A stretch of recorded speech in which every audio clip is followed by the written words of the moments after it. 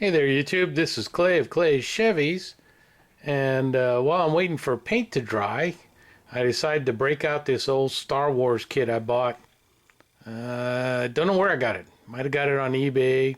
Don't know where. But it was a used kit. And so I decided, I actually have three of them. I have two new ones and this one. So I decided to open this one up and see how bad it was. And it was pretty bad. Whoever started it knows how to use glue. And one of the things is, this is the cockpit window. As you can see, it's no longer clear, and I've been sanding on it. So I got the major chunks of, I don't know if they used glue or CA glue, but it's all fogged up. It's actually, you can actually start to see my finger through it now because I've been sanding on it, trying to use Chris Cortell's tricks on it. You know, what I'm going to do is sand it first and then go with the Brasso and try to polish it out, see if it'll come clear again. But they had sealed up the cockpit, and the cockpit goes in this side with this tube, and you can see there's still tons of glue left on it. I sanded it last night, but I actually got it pried open, and I pulled out the cockpit. This is supposed to be a clean, clear background back here, but I will probably paint it black and maybe add some fiber octaves there. But you can see there's Chewie and Han, and neither one are painted. They were just thrown in there, but it didn't matter. You couldn't see them through the glass through this anyways. So I might just leave it open because the studio model had no glass in it to stop the reflection. And I can't tell if there's a bar, support bar missing here, or they just need to trim it better. And it could be they need to trim it, but you can see the tons of glue they used. So, and I think it's CA glue. These are landing gear, and you can see one of them's a little crooked, and so is this one here. But they got these done. This is the bottom of the Millennium Falcon. They've already put in all the inserts. They painted the gun. I popped the glass out, the center glass here, because it was so fogged up. They had just put so much glue on it. So here's the top part, and you can see it's got the old radar dish. So some of this is not bad. It's going to be covered up with paint, you know, and I will highlight it and everything. So getting to work on that while I'm killing time. Now I'll show you what else I got on the table as I clean this mess up. And I'm backing up because this is a huge model. Okay, let me see. I'll get a ruler here.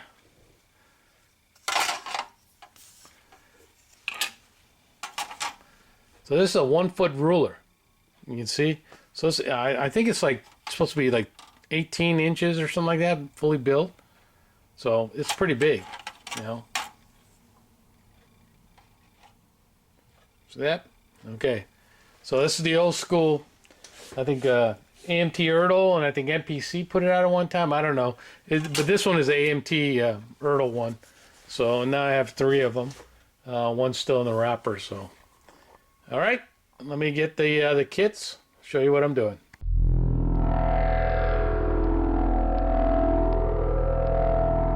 All right. So maybe I shouldn't use a white background.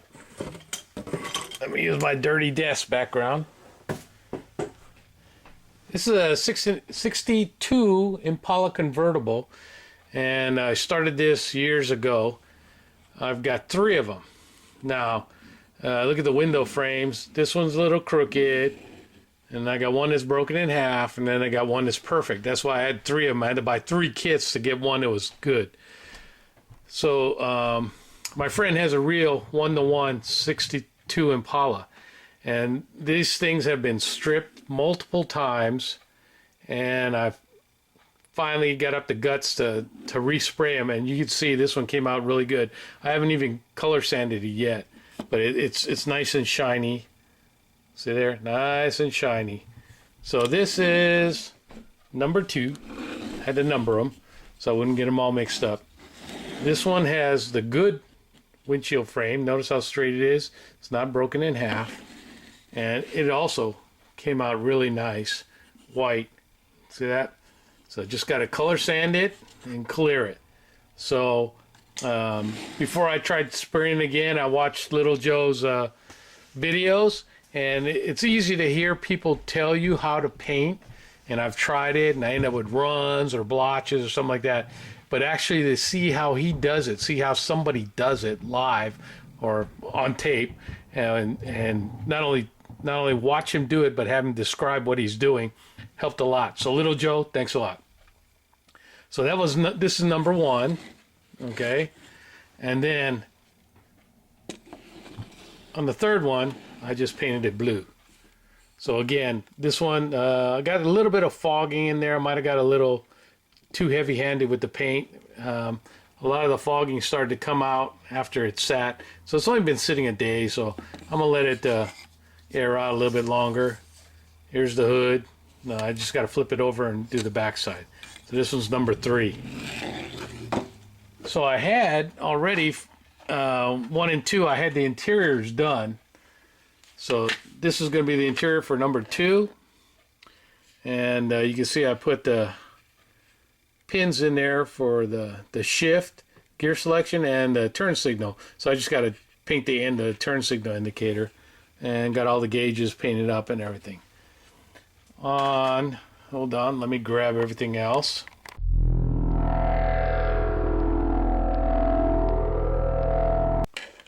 So this one is going to be the interior for number 2. And I think my friend gave me this kit. He had started building it when he was high school or something. That's how old these kits are. And so I had to take it all apart, you know, and redo the gluing and stuff like that. This is the interior that's going to be for the one I give him. I don't know if you can see, but I flocked the interior, and then I accidentally painted it black and went, oh crap, wrong color. So I've been spraying it red, and it looks a little orange. So, but I'm still hoping it'll match the craft acrylic painting I've done on this one, on the interior door jambs. So it's close. You know, once you put it all together, you might not be able to tell. So I'm going to probably do one more coat of, this is Tamiya red, flat red. So I think once I gloss the seats up, they'll look pretty good. And I got to put all the silver piping and stuff on it, but it's looking pretty good. And then for mine, since it's blue, I went with a black interior. Some of the flocking came off. It's going to be a 4-speed car, like the model came. So got the big block, and I'm going to put the 4-speed console in it. So that's why the inside's shaved down a little bit, because you got the photo etch got to go in there. So that's another couple of kits that are starting to make some progress. Having been off these last 2 months, I really couldn't do much, couldn't sit down or anything. And only probably in the last week, I've actually been able to sit at the modeling table because I'm starting to feel better and able to use my limbs. So that's that one. Hang on.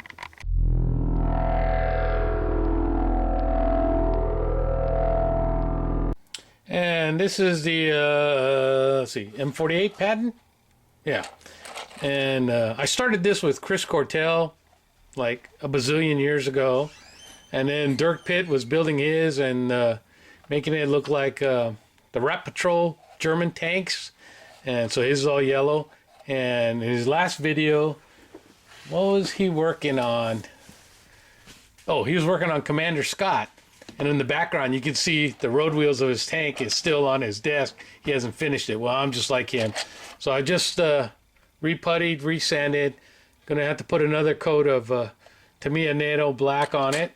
And then I'll get ready to put some color on it. So I'm slowly getting there too. And I think Dirk and I will probably finish it about the same time. And that's about the time I think Dirk's son's going to graduate high school. We should have it done. Right, Dirk?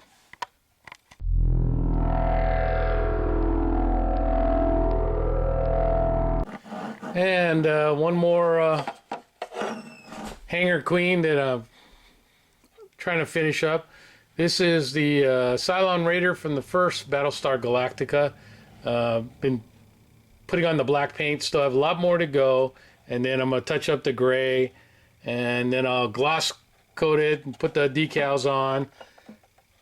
And then dull coat it. And then I'll be done until I start the other one that I'm going to try to light up. So that's what I got going on the bench. Besides, I don't know if you can see here. This is one of the, I don't know how many Bandai kits I got, but I already had the head and torso put together, and I watched Steve Sutton light up the eyes on his, and I said, damn, that's what I should do. So of course I had to spend an evening taking it all apart, and I got all the pieces in here where I took it all apart.